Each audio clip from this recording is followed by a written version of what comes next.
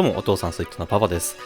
オリジナルキャラクターのリメイク企画の第8弾ですね。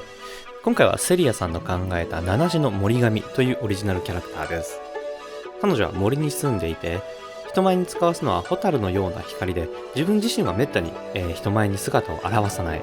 またその光につられて様々な生物が集まってくる。性格は純粋無垢で少女のような性格だそうです。今回もですね YouTube ライブで実際にリアルタイムで制作しながらセリアさんにいろいろ聞きながら制作をしてみました。それではどうぞ。